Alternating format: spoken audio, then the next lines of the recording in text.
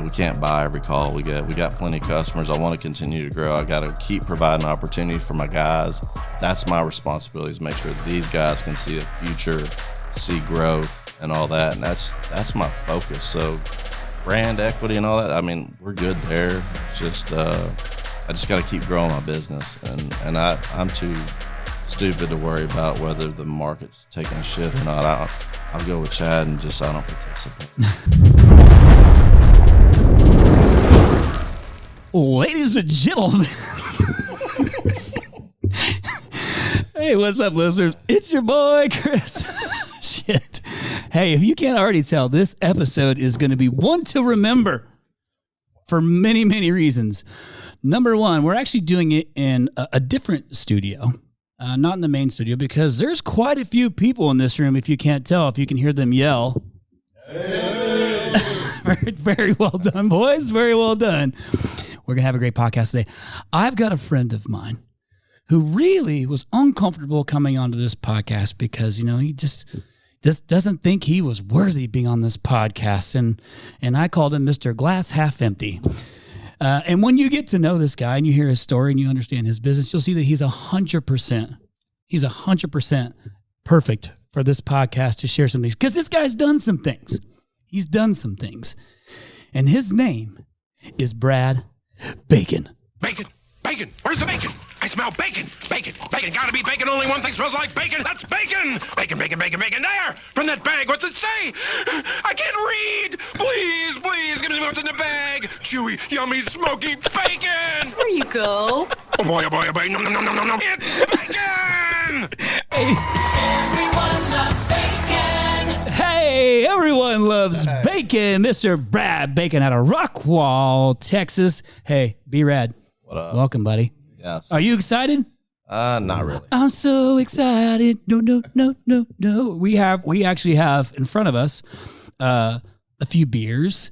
Mr. Bacon has a glass of Blanton's in front of him, and I've got my co-hosts in here, my buddies. It's a room full of my dudes. It's great. Got Chad Peterman and Aaron Gaynor both sitting at me, looking at me, gazing into my eyes, falling in love over and over again. And you know what? We figure everybody's in town for the different meetings that are here, the super meeting and the SWE. And I thought, you know what? Let's just bring everybody in and do one big show. And Brad brought his posse with him. So the Bacon guys are here. One more time, guys. Let me hear you. Yeah. With a little more excitement. Hey, there we go. So we're going to have a great episode. But I'm excited to share your story, man. And I've gotten to know it a little bit more. And you have a lot of interesting things that you're in and that you do. So before I do that, before I get into any of that, Chad and Aaron, here's our goal today with Brad. And that is to get Brad to use more than 3 words in a sentence, okay?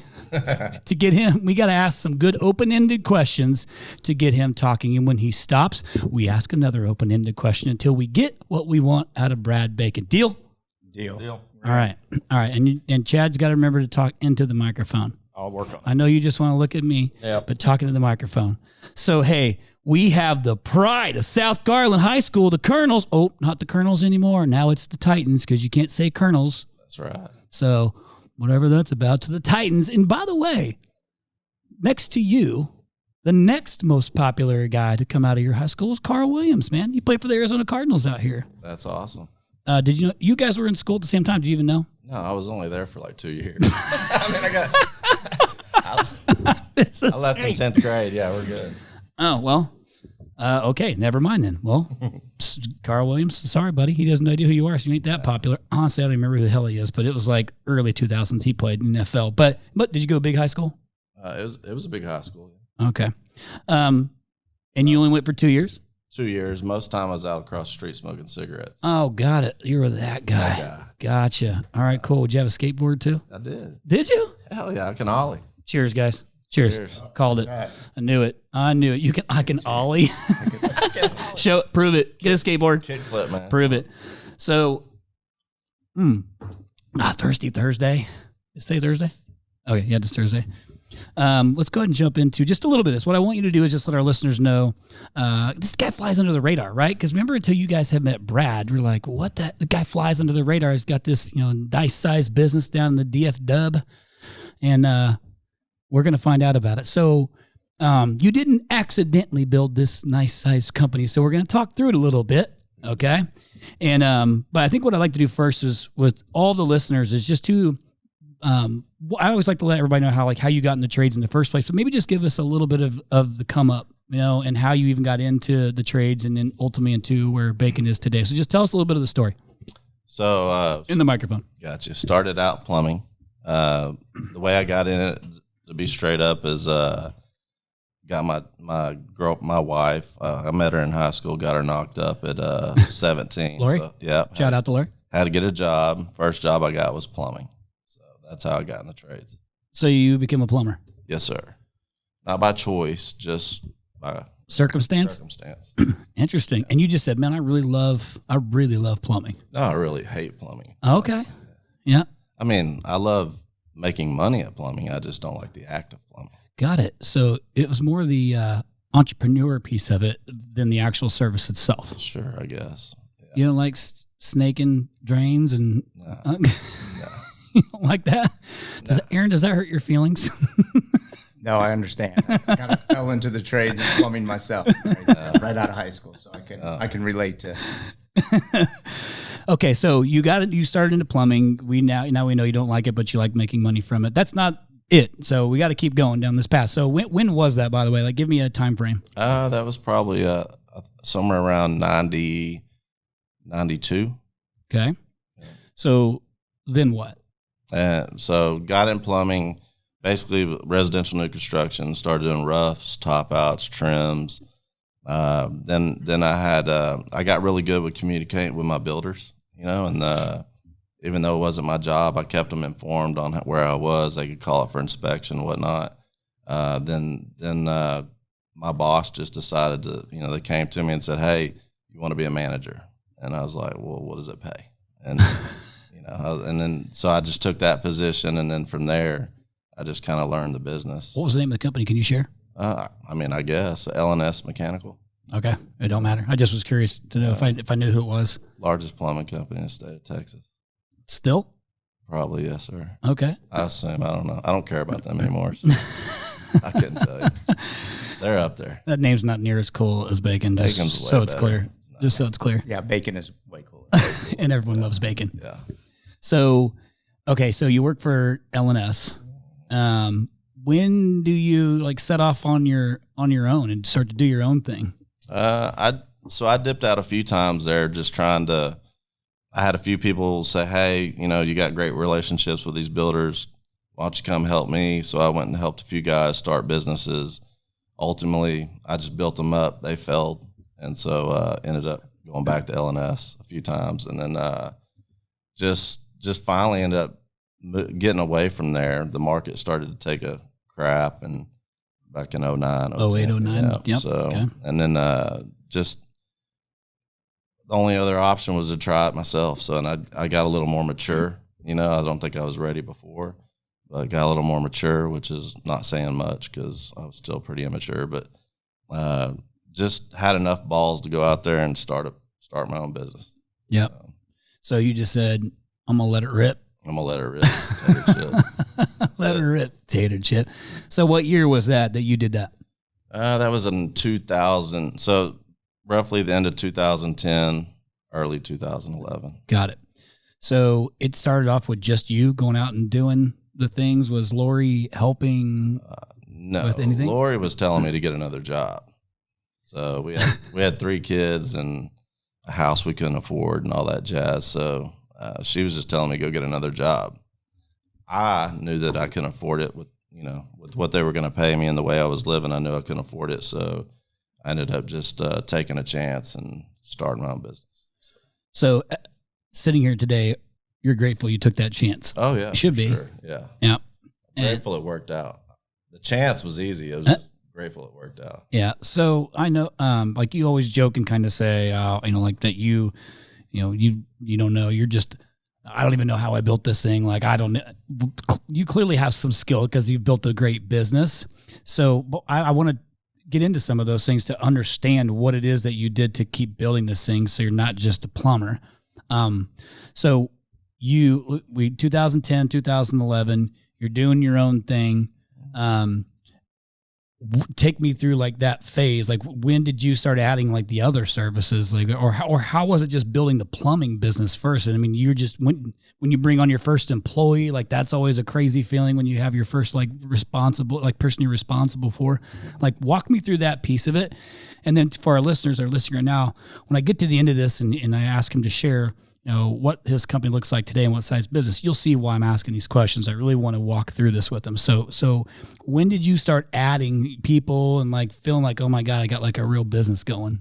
Well, so I added one person immediately because I clearly don't like the act of plumbing. So I needed a guy to do the plumbing. I was going to do the selling, right? So I talked a lot and he did the work. So that guy works for me today still. He's a great guy.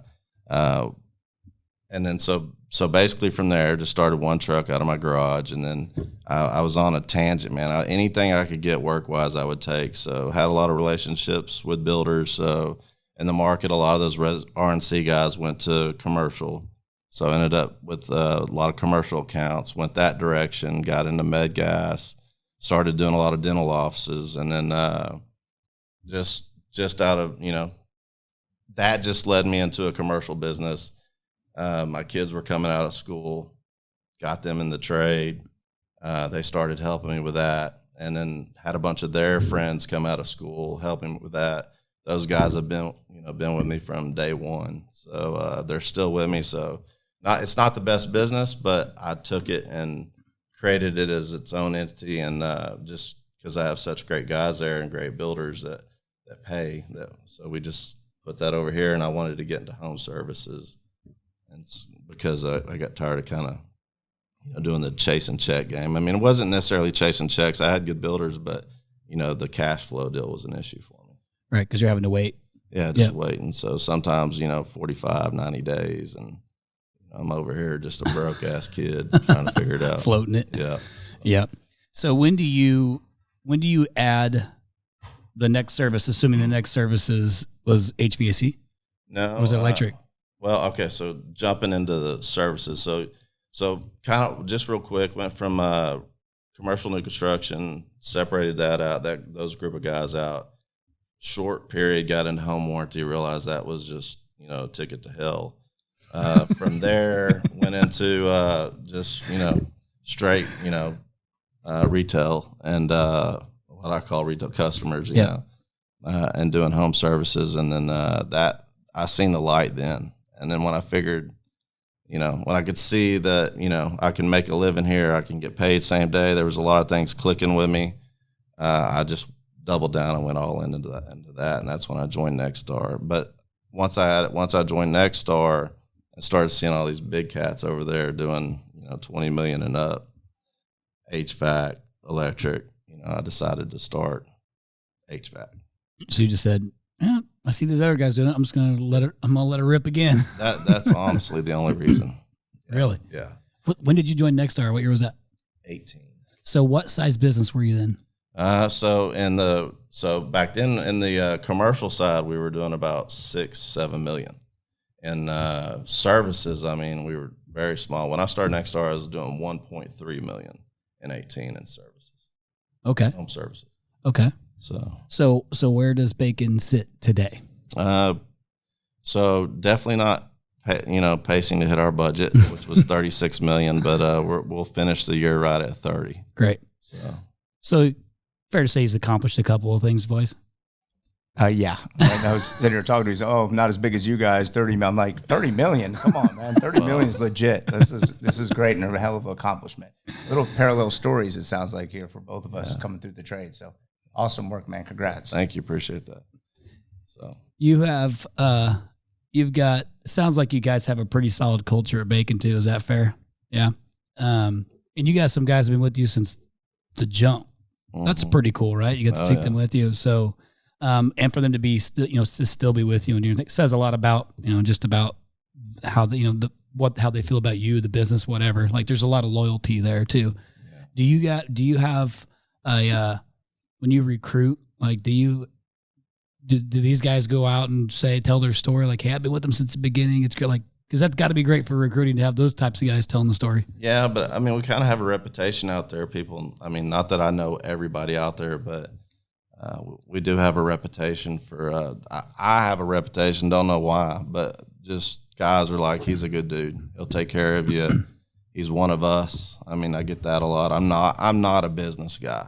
I'm a guy that I'm a plumber that is doing everything I can to figure out how to be a business guy. So for the plumber who's figuring out how to be a business guy, who got this business to 30 million, I mean, I got to understand, because you realize there's some gaps in that story for me, right?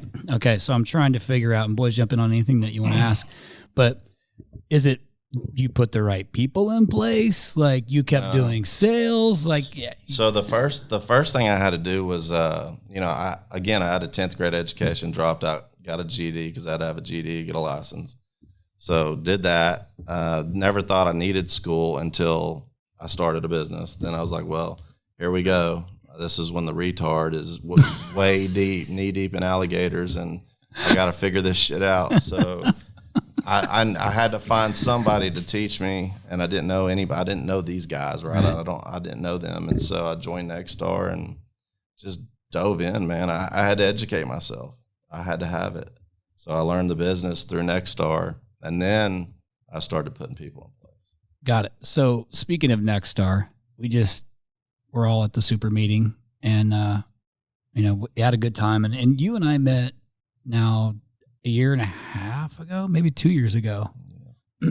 You came to Rhino X. Which one was better? Rhino X. Hell yeah, it was. You couldn't say anything other than that.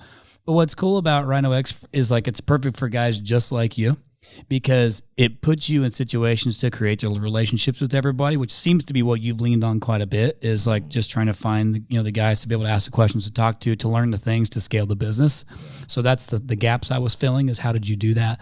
So Nexstar's been that for you. Like, what was your biggest takeaway from this particular super meeting that we just came off of? There's a lot, but for me, the micro thing was big. So he was a keynote speaker there. Really, really big about trying to bring, people into the trades. That's important. Talking about how college, a lot of people are pushing, younger people towards college. They're broke. They'll never pay those debts off. And the trades is a great place for people that may not have the money to go get educated or whatnot. Guys like me, to be able to come in there, and if you're willing to, work and figure it out, you can be successful. So that what I took away from that, it's going to sound really stupid, but they had, you've heard the term, the work smarter, not harder. So I came up with my own term, not smarter, work harder. So that's trademark. Yeah. That's my takeaway. That's what I want for all my guys. I mean, a lot of these guys, a lot of these plumbers, electricians. Electricians tend to be a little more smarter than plumbers. Hey, man, I take offense to that. Yeah. HVAC guys, they're a little different, but they're all good people. I think the big deal is just knowing that guys that don't have the education or didn't, whatever, they were just a screwed up kid like me. And college wasn't in the cards. I think that's a big miss. Is the trades they're taking it out of the schools. It's just they're trying to create debt, not trying to get people out of debt. And I think that's a big miss. So. Totally agree. So you don't. For everybody listening, we're talking about the plumbing, the heating and cooling, the electrical side of it, but he also does more than that. Like, you just keep going. You're like the Energizer Bunny. Remember that Energizer Bunny? Hey, by the way, did you guys remember that bacon commercial? You know what? You were fucking young then. Gainer, you would remember. Do you remember that bacon commercial? It was like dog treats. Same age. I'm 45. I know, but Chad's a young buck. Oh yeah, Chad. Do you remember that? You've certainly heard that before. Probably not. What is it? Yeah. The commercial I played right at the beginning. Oh, I've never heard that. In your life. Cool. It's begging strips. Anybody else heard of that? That's their dog treats. Yeah, I wasn't watching TV. I was out on the streets. Fair enough. Up to no good. Fair enough. So you're also into the roofing and garage door space Here we go. with your company. It's called Riker. Now I know we were talking about this last night. We're newer into it, right? New, yeah. And still like just kind of feeling these things out. But I gotta ask, like, are you a glutton for punishment, man? Are you just trying to add more stuff? It was Absolutely. like, is it the shiny object that got you? I'm my own worst enemy. I mean, dude, when you take a guy with a 10th grade education and you show him how to make money, it's all over from there. You know what I mean? Just plug in the new vehicle. Why not? You know what I mean? I don't know. I haven't lost yet, so I keep trying. Is that how you guys did it? Yeah, basically. I mean, we started plumbing. We had no idea what we were doing and just started it. So I relate a lot to that. And I think that's what separates a lot of these companies from staying small or getting bigger like you have, is that you're not afraid to try stuff. Like so many people are stuck in their ways, and they're like, they won't, even Nexstar, they won't adopt the things that, I talked with so many people last night. I'm like, just do what they say. Don't do it your way. Just do it what they say, and you'll see the results. And so I commend you for that. One of the questions I had related to roofing and garage doors. What did you see as some of the parallels between plumbing, heating, and electrical, and then the garage door roofing type space, where you thought that you could really leverage those and be successful? I don't know that there's a parallel. It was really just the customer base, just trying to maximize the opportunity with the customer. I mean, at the end of the day, if you could own the whole home, why not? So that's really the approach. I mean, right or wrong, that was the way I was. So are you cross marketing?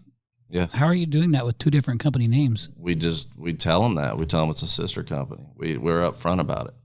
So if you were, that's really great. That's really great to hear. Yeah, because you could cross sell your memberships, and you got like immediate marketing like right there. Yeah, I mean, we're killing it in garage doors with that right there. So you just hung around Tommy, and I know. I just met Tommy last night, but I mean, look at that. Look what that guy did. I mean, that's great. So you just met Tommy last night. You didn't meet him at Rhino X? No. Well, I was shy at Rhino X. So, yeah, and if I get invited to the next one, can you not have me stand up and introduce myself? 100% having you stand up and introduce yourself. Especially now, because you said no. My job is to push you outside of your comfort zone. Well, you're doing it. Yeah, see, and you're doing a great job. So I'm going to go down another path, because he can't help himself, and you also are in the meat game, and no, not that meat game, fellas. Mm-hmm. The cattle, meat game. Like, how did you get into it? It is a range hand meat company, right? That's a badass range hand meat company. So you're in the meat game, and that, I hear, is pretty good business. It's great. So how does that go down? Just because you're in Texas and you felt like you had to have a ranch and cattle, and like, how'd that go down? So, well, kind of. I mean, I got a little bit of money, bought some land, bought some cattle for the tax write-offs, all that. So, well, if I got cattle, I might as well eat them. I eat beef all day. I didn't get these love handles not eating. So, I was like, well, I can eat my own fucking beef. And so that's where it started there. And then I was like, every time we had a customer spend a certain amount of money, we sent them a gift, right? We sent them, chocolate, cookies, chocolates, whatever. I was like, well, hey, I could promote my meat company and just ship them a, steak dinner or whatever. And then This guy's an entrepreneur for sure, right? So that's what I did. And then from there, just like anything else, you see opportunities here and there. And then so we started shipping beef to Chicago. We were in tons of restaurants out there, in the Dallas area. It just got out of control. You know where you've not shipped beef to? To Arizona. That's right. Well, let's see if it gets here. If it's thawed, I'm sorry, but yeah. Yeah, you can get frozen. They can get frozen meat here on time. Well, we send a lot to Chicago. It's in a reefer truck. So, to mail it here, I got to take it and put it in a cooler. And I'm just giving you a hard time. Well, that's good stuff. But I see everybody posting about it, so I would love to see you eating my meat. That would be great. Get in line. Get in line. God. That was a perfect. Wow. You've been waiting for that? Did you have that one locked and loaded? Yeah. Son of a bitch. That was a good one. So I think it's safe to say, like you're saying, you got the entrepreneurial itch. I don't even want to ask what's next. But so you're in the heating and air conditioning business, the plumbing business, the electrical business, the roofing business, the garage door business, and you're in the meat market.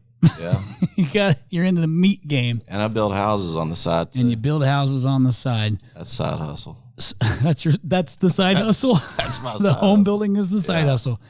Got it. Well, listen, like it's interesting that you're doing so many things because there's a lot of people who tell you to not do all other things until you've mastered one. Yeah, they tell me that. And you just keep letting it rip. Learning shit every day, man. But you don't regret starting all the different services. Did you like find the person and that person came in and started the vertical? The meat company deal, I did find a really good guy that had a background in it. So actually I bought into that, and then there was 4 partners. They were not all great. And so ended up getting rid of, they gave me majority ownership, or I took bought majority ownership, and then just had some bad partners, restructured it, and then kept the guy that knew what he was doing. And from there we were off to the races. What's your main role right now? Like, what's your main responsibility? In general? Just in general. Just keeping all this shit together, keeping everybody moving, making sure they're doing the right things, looking at the P&Ls, make sure we're pricing ourselves right, making money. That's what I look for, because if I can't make it, I can't keep doing new shit. So you gotta have some key positions in there. What are those key positions that you're like, are your go-tos that you rely heavily on? So, I mean, I do have I'm in the process of trying to, get a CFO. I definitely need that. I got a really solid controller, but I think at this point it's time to get a CFO. I've got really good operations team. I mean, hands down for the plumbing, HVAC, and electric, they kick ass. The meat side, the operator for that kicks ass. The Adam at Riker, that guy, yeah, he's awesome. He's awesome. I mean, it's just they are all great people, and they help me. None of this shit would happen if I didn't have those people. So. That's great. When did you guys bring on a CFO? Well, Mike was Yeah, Mike came on real early for us. And he was one you sold. You were like $1 million, and you said you were going to be 100 million or something. 100 million one day, and he looked at me and was like, "This guy it's kind of crazy, and I think I like it." He's like, "I'm going to go ahead and leave Victoria's Secrets now." I was like, "All right." So we got very fortunate to bring Mike on, but I would say bringing on a solid CFO that has strategic thinking would be key at where you are right now. I'm assuming you have this all rolled up under some type of holding company or something right now. Yeah, all the brands. But so getting a CFO for that, but. I'll let Chad probably. Chad's smarter. Yeah, I think you're thinking the right things. I mean, I think where you're at now, you're going to need someone to be strategic as you move forward, because you're going to be, your payroll is going to increase, all of these things. We were talking about this at lunch today, like just being able to, while it's bigger and bigger numbers seem better, which they are, you also have to manage it better. And having that professional we have a really awesome CFO that, that just let him do that piece, and then, you make those decisions and make sure we're in the right place and we're leveraged right and all of those things so that we can focus on the continuing to grow, the new ideas, all of that stuff. So, yeah, I think you're thinking definitely the right timing, I think, is really good. We added ours later on in the process, which I would have done it at that point, for sure. So, back to bacon. Back to bacon.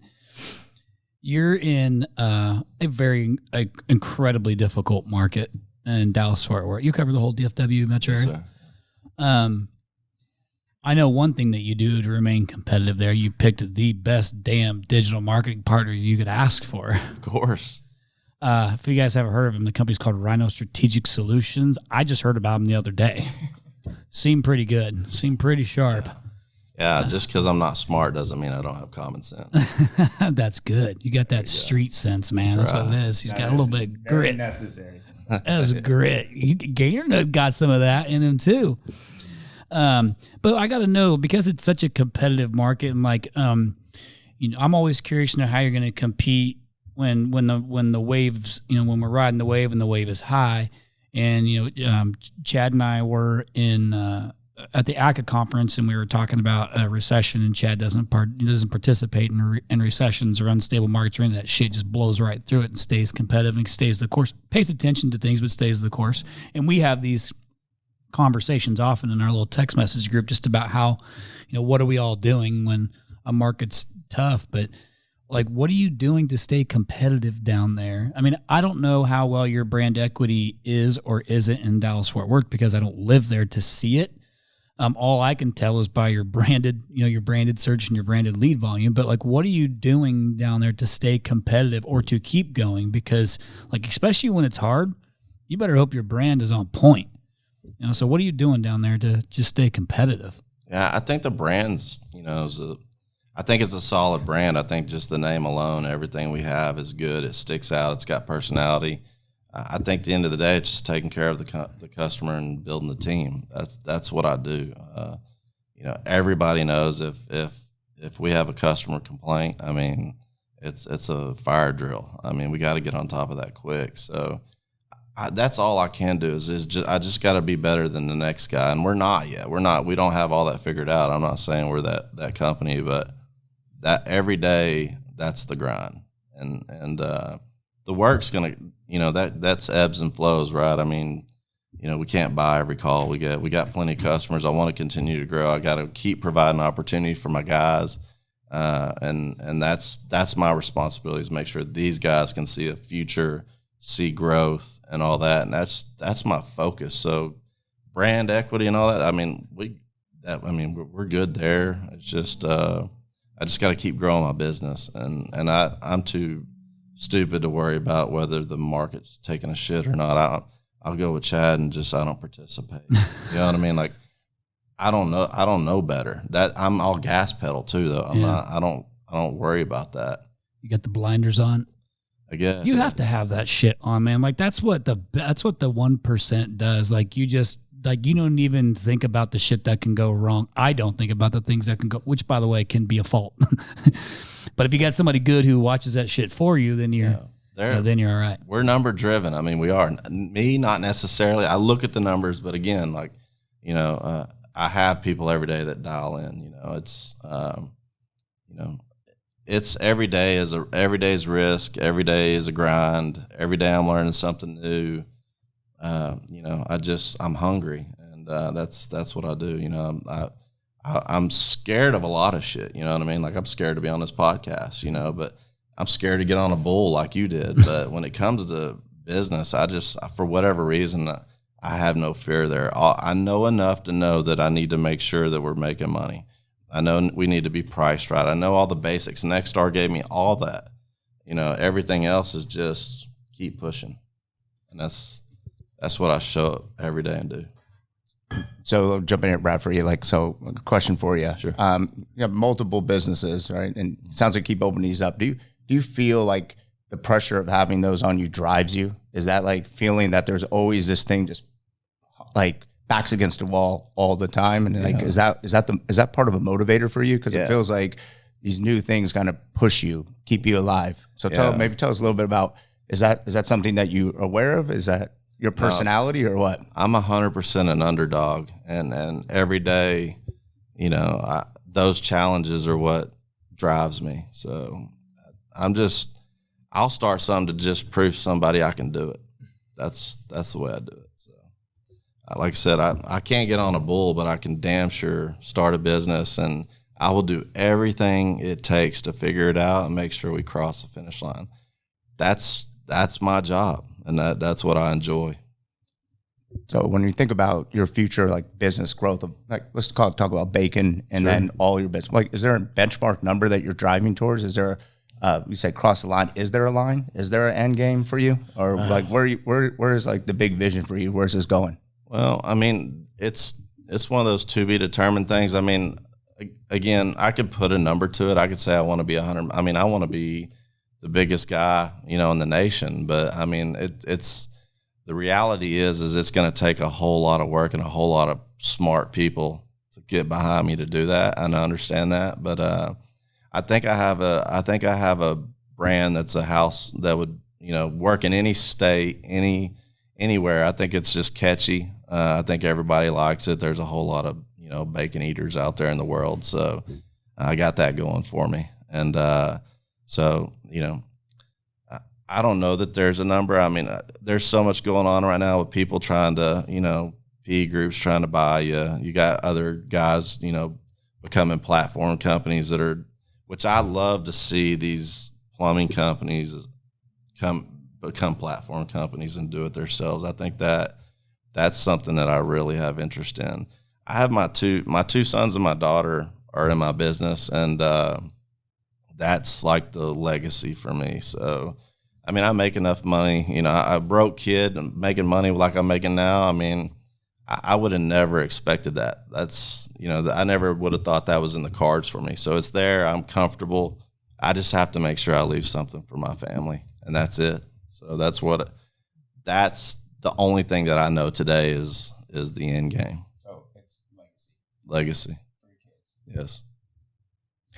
So you mentioned your kids, and I get to work with my dad and my brother every day. Like, what as you being a dad, what do you look at, or what do you focus on as they're in the business? And you know, I'm sure there's probably a lot of listeners, family businesses, different stuff like that. Like, how do you look at your role as allowing them the space to make decisions or make mistakes and fix those? Like, how do you view that from your role as kind of a dad and the owner of a company? Yeah. So the big thing, it's kind of, it grows with the company, right? So first it was, I wanted to make sure they had work ethic. That was like the first step. So we got past that. They're all great kids. They all grind. I mean, I couldn't ask for a harder working group of kids. Then now it's like, hey, I got to push them to push themselves to be, you know, business people. Cause that's, you know, again, they came into the trades. They're not college educated. One of them is, but, you know, they're all in different stages, right? And they're kind of, and they get in comfort zones and get locked in, and you got to push them to get outside of that, because at the end of the game, you got to advance, you got to keep growing. So, you know, that's a big focus of mine, and I let them fall on their face a lot, and I just we work through it. Every one of them understand what I want and what I expect. I've set the expectation for sure. Everybody knows that, and they understand that. And so, you know, once I establish the work ethic, you know, all the other stuff kind of just falls in place. So now I'm just guiding them through and pushing them to get out of, you know, that one of them runs my sewer department. The other one ran our general service department. And I wanted to make sure they knew how to make money and, you know, meet their KPIs and work with their techs and get those guys to follow them. Now I've taken my oldest and pushed him up into ops. So, you know, and my other one, who's a little younger, you know, he's still on that service manager level, but eventually I'm going to push him up. So I'm just there guiding them and getting them. I would love to develop.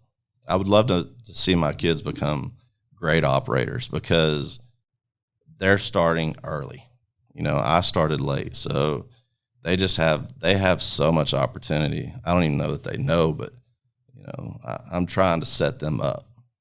Yeah, that's so powerful. I mean, you know, the one thing I always say about when people ask me, like, what's it like working in family business and all of this stuff, and I always say the number one thing is my dad, you know, was there but stayed out of our way to let us make mistakes. And to me, it was that you know, gave us the confidence to try new things, to join Nexstar, to, you know, start a new trade, all of that thing, because it always came back to he believed in what we were doing and how we were doing it, and was there. Obviously was going to help us or, you know, do that, but just letting us do that. So I think you're definitely on the right path there. That sounds awesome, and what an opportunity they have. They do, yeah, for sure. You, well, Chad's dad, Pete, is a great dude. Love that guy. Pete is awesome. And Chad's got little Pete too, son. I love that. Like, my kids want nothing to do with this business. My daughter's worked for the company for 5 years. That's how long she went to college. Made her pay for half her apartment. I paid for the other half, but she wants nothing to do with it. It's weird. My business is significantly different than yours. Like, I don't know what the hell my company looks like in 5 years with AI, and you know, it's crazy. But what I love about what you've done, and you guys can see him starting to open up a little bit and like get a little bit more, you know, in depth.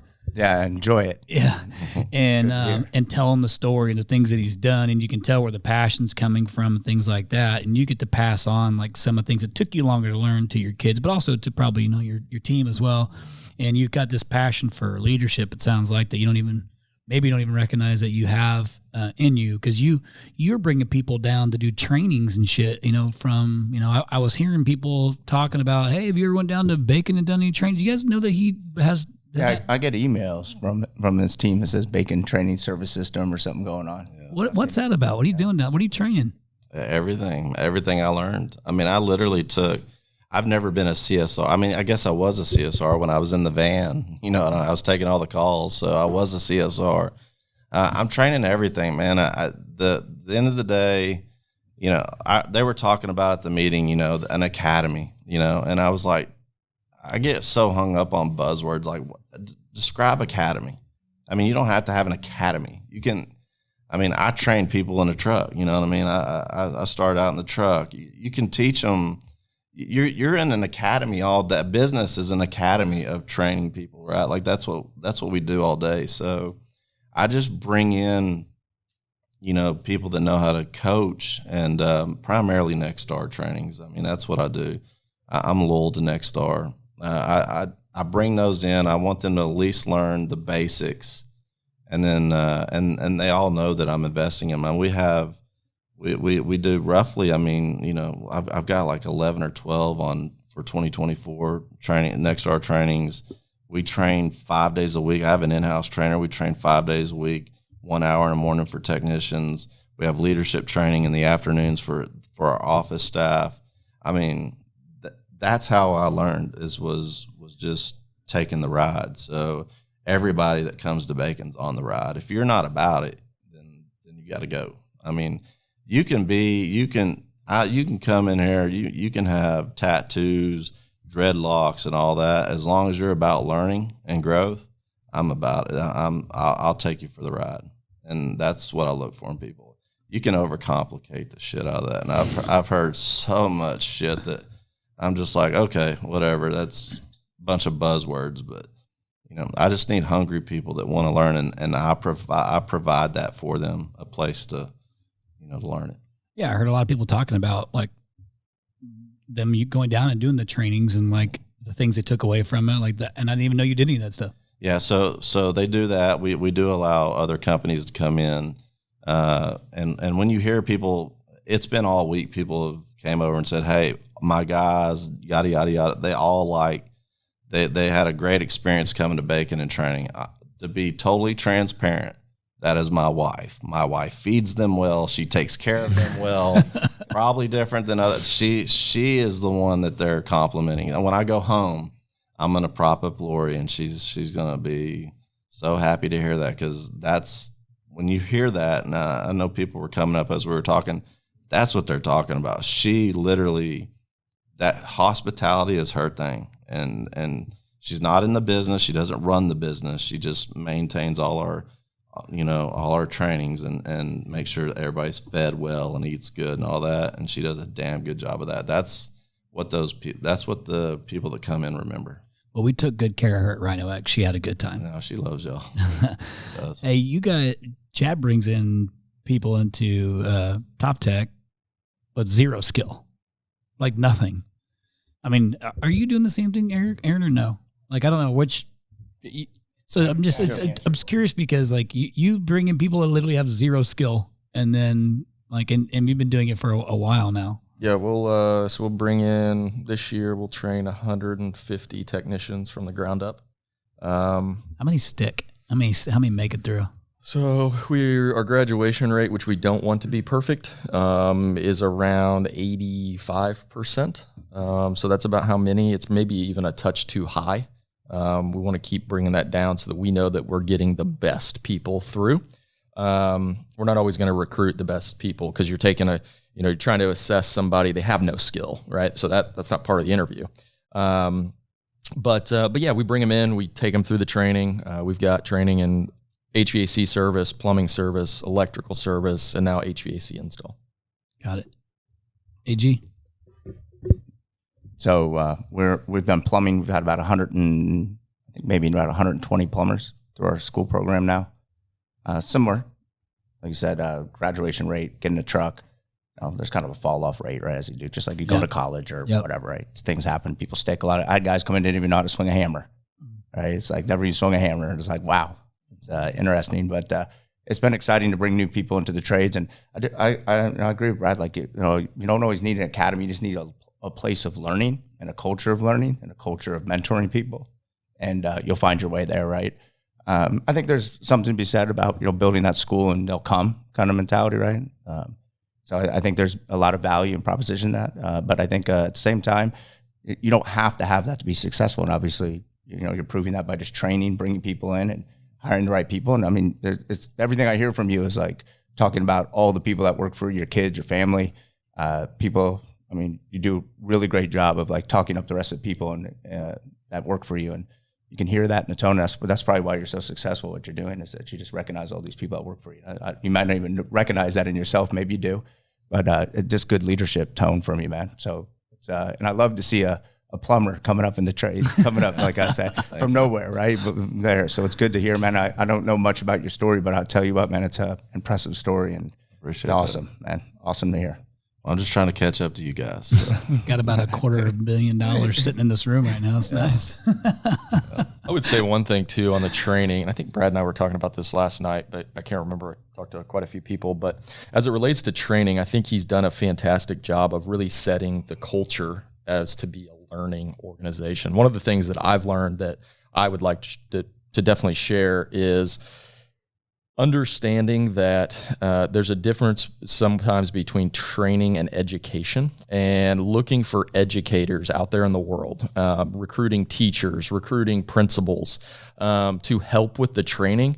What we found is that these people can take, while they don't have the technical skill, you need some, if you're training the actual plumbing stuff, you're going to need some technical expertise, but for retention, and they just learn quicker because they know truly how to educate people.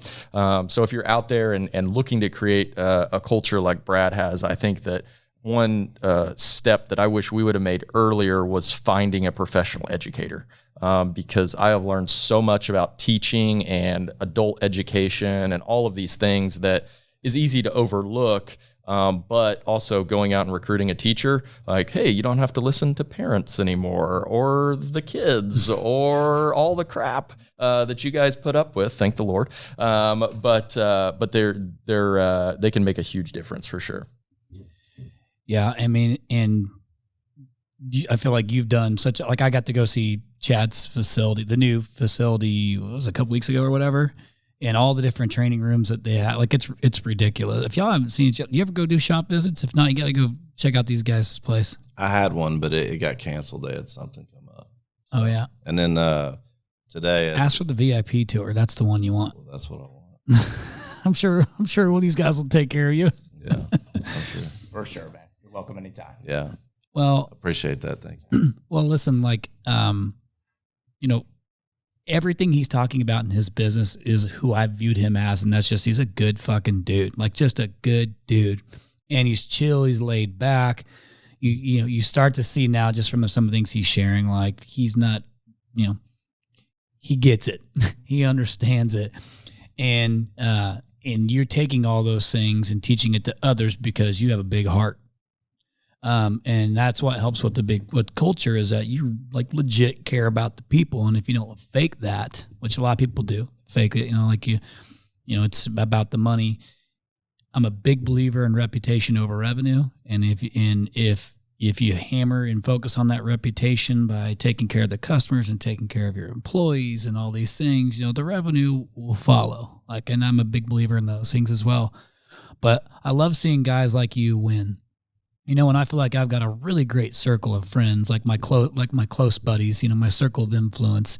Like these guys are in my circle of influence, and they're all just genuinely good dudes, and we all are just kind of good with putting on blinders and going and trying shit and motivating one another. And finding that circle is so incredibly important for growth. And we're like all shapes and sizes. We got everywhere from Tommy, and there down to me. I'm at the bottom of the circle, which, by the way, that's where you want to be.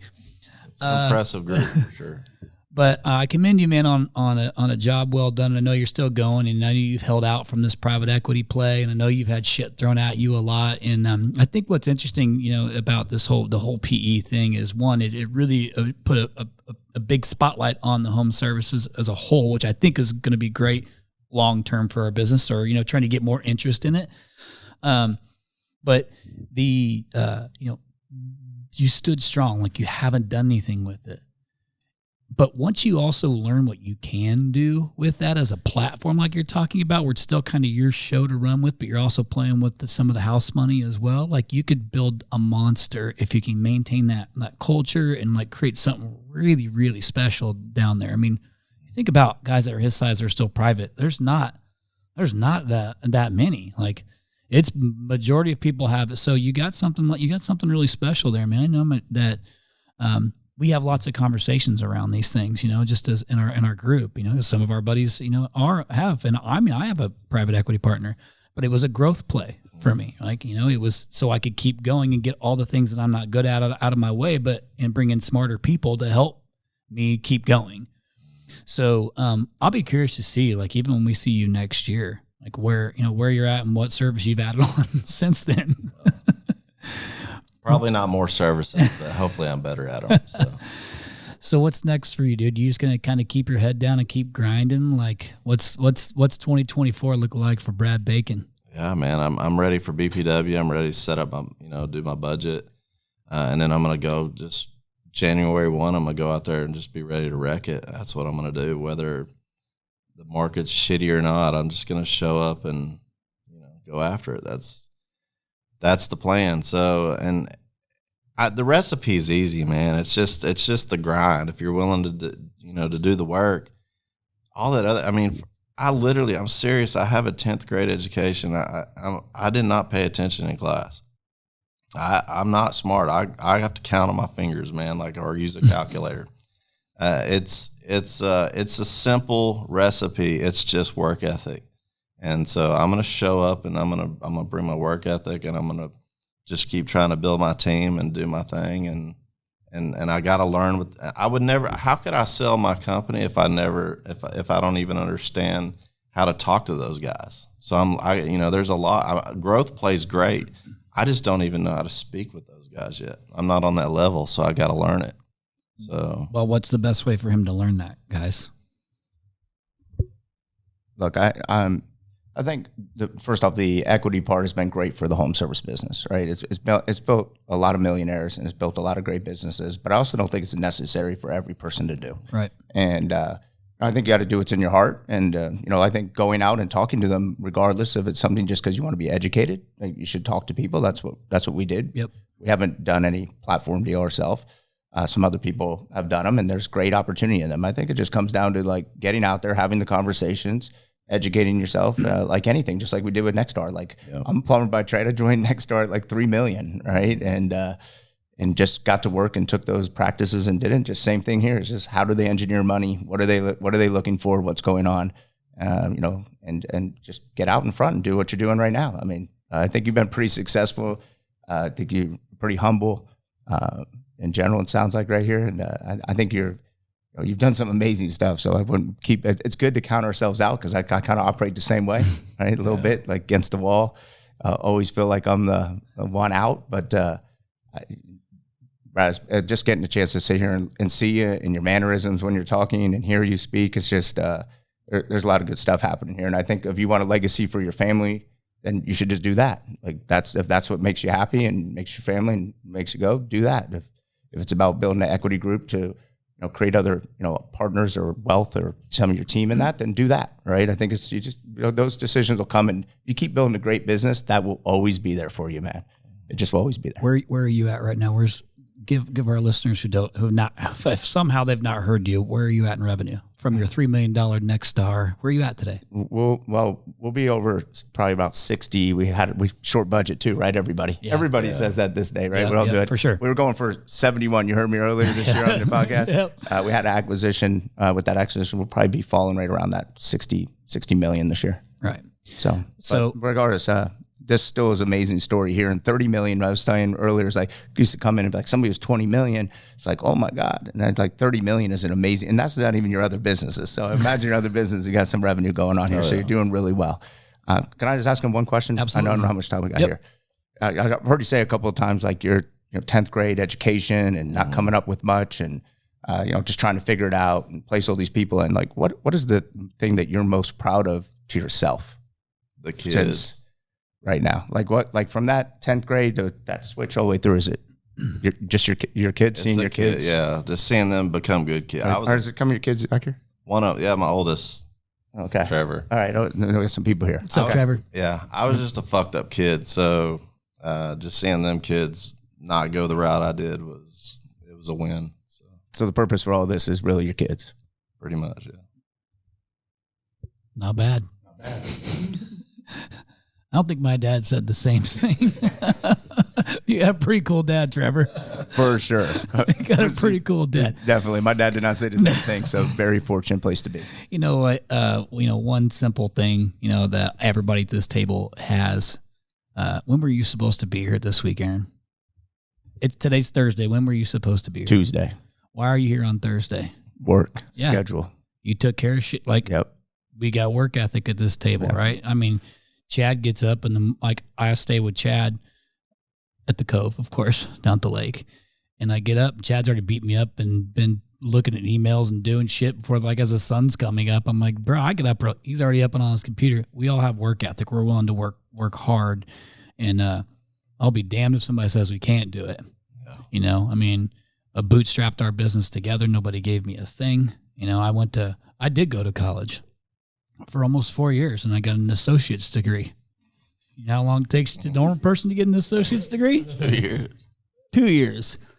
In criminal justice, by the way. I was going to be a sheriff, and then I got a DUI 2 weeks later. So I really know how to make my parents proud. But you know what? Shit worked out. To be. But I grew up on a big-ass farm, man, so we learned work ethic, as a kid, learned that. So, but that's one thing that can take anybody far, and that's where most fall short, right? Like, you don't want to put in the work. You say it, you talk the big game, but then when it comes time to put in the work and miss the shit because everybody else is going to do it, that's where the rubber meets the road on that's when you learn what kind of business person you're going to be. Are you really going to do what you say you're going to do? One of the things I've said forever is ambition without action is useless. It's great. It's like when people go to these, out here to these meetings, you took time, you got a bunch of your crew that's in here too. You got your son here, you guys are out here. We get to see each other and network a little bit, but hopefully you're taking something back. And if that's a relationship, great. If it's a tool and a new skill, great. If it's, that you just came out here and tried to be around people and find you another circle, great. But you got to do something with it. And this is where most fall short. And what I think is a blessing for you, and this is what was a blessing for me, is I just didn't think I could fail. I believed in me and myself. And I thought, well, if I can I believe in myself, so I will get it done regardless. My biggest problem was I had to learn how to rely on others and delegate. And that's very difficult because if they can't do it better than me, I'm just going to keep doing it. Really, that's awful. You can't scale like that. But we have work ethic, and that's a big deal. So if you're listening to this podcast right now and you're small and you're sitting, you're literally listening to this and you're in your truck and it's just you and you're in that moment and then you're in this time of year where demand is low for you and you're feeling the pinch and you're trying to figure out what the fuck am I going to do? How my, cash flow is tight. Guaranteed someone's listening right now with that pit in their stomach as I'm saying it. Work ethic will get you far. Keep grinding. The worst thing you can do is have a pity party and go home and cry about it. You figure things out. And if you can't figure it out, you have no reason to not reach out to anybody and ask for help. And where you're going and how you're doing it and the work ethic behind it, to me, that's your secret sauce. That's what makes you able to have different brands, to have different businesses, and you see them be successful is because of the culture that you're building. And in my experience, that is the number one thing. If you can build that culture, but then you build it around learning and working hard and doing the right things and taking care of people, well, that's what to me is the one thing that I feel like people miss sometimes. It's like, ooh, I know all these things about business. It's like, that's great, but no one wants to work with you because you're an asshole. So stop doing that and just start caring about people. So no, man, I as Chris said, definitely cheering for you and here to help out in any way I can. Love to get down to check out your place too. I love going to different places and learning. And I heard there's a bourbon trail down there in Texas. Gotta go down there. Yeah, count me in. Yeah, I'll close with the same thing, really. Or like you said, going to these events, getting out, doing stuff, and meeting new people. And I was tied up. We had some new VPs we just hired, and so I was wanting to be there for them. Didn't want to miss a leadership meeting. It was important. My son goes to school out here at ASU, so I want to see him too. But I got jammed up. But my point is on that is like coming out here. I'm glad I made the flight this morning to see my boys, and actually to also talk about new relationships is get to know you. Just sitting here listening to you, and it's exciting. Definitely want you to win. Whatever I can do to help you out too. And we got stuff we can learn from you. Obviously, I could see the way you talk, the way you're handling. I got to figure out how to get in this meat business or something. I don't know, man. I need. Help a plumber out? I don't know. We're about in the chicken business or the corn business stuff where I'm in Ohio. Thank yous with meat. I mean, meat, come right? on, Come bro. on, man. Like we got stuff to learn And from then you. makes money off of Makes it. money off of it. So, hey, man, congratulations on all your success, and it's good to hear and love to hear this family story and how you're making that work, man. So, I was glad to see you open up here. I know we were all sitting here a little quiet, but you can see it building as you go. So this is why everybody works for you. Appreciate it. You can see it, man. Thank you. From LNS Mechanical to the Donna DFW. Yes, sir. Hey, be honest. This was fucking easy. Come on. This was pretty easy. I mean, look, it worked out, but Everyone loves bacon. I'm sweating right now. So. Everyone loves bacon. Everyone loves bacon. It only took us 2 tries to get that one. That was totally random, so well done. Listen, man, grateful to have your friendship. Grateful that you trust my business, to help your business grow. It's a great partnership. We got to know each other, and it's fun for me to introduce you to to my guys too, and my boys, and keep scaling and growing this thing together. But to our listeners, like what I love about the podcast is this thing is you guys, we were talking about on the way out here or the way over here from SWE is this thing's become, I hear everybody telling me their stories that they take away from the guests on the podcast. Someone's going to hear your story and it's going to save their business. That's the reality. It's like pretty powerful, right? It wasn't that you had all this great education. It's just that you were willing to fucking grind it out and you believed in you and you did it, and, like my wife, Anna, is definitely the low risk, very methodical, very logical thinker. Like I'm trying to buy a house at Sweetwater Lake where Chad's house is in Indiana and I live in Arizona. It makes zero logical sense to do. But it sounds. But I'm a salesman. And I'm going to sell her on it, and we're going in a week to go look at houses. Is that why you're pitching it on here? Yes. But you're just willing to keep going, man, and you got people that believe in you, that are backing you, man. So you got like all the right pieces in place to keep scaling this thing, man. And it sounds like, what's cool about this is a lot of times when people don't have I'm not trying to shoot for 50 million or 80 million or whatever. They're just fucking grinding and going and doing the thing. When you typically see the money start to follow those things. So to our listeners, listen, I'm sure like Brad, will connect with you. I'm sure you'd be happy to connect with him, right? Just hit you up on what, like Brad at everyonelovesbacon.com. Brad at everyonelovesbacon.com. That's Brad at everyonelovesbacon. .com. Boys, I appreciate it. Did we have fun today? That was blast. Bacon, did we have fun today? That was great, man. Trevor, how'd your dad do? Hey, you did excellent. He crushed it, huh? He's a good dude. Brad, you did good, man. Thank you. This was fun. See, the bourbon made it. Once he got that glass down, it was like, it was go time. Oh, yeah. It was go time. So, hey, I appreciate you guys taking time on here. We're a little bit over an hour. And listeners, hopefully you hung on long enough to hear all this story. I'm sure you did. But feel free to reach out to any of these guys. I've had them on before. These guys are my friends. But these guys have big hearts. Everybody wants to help. But all you got to do is have a little bit of work ethic. A little bit of work ethic. Believe in yourself.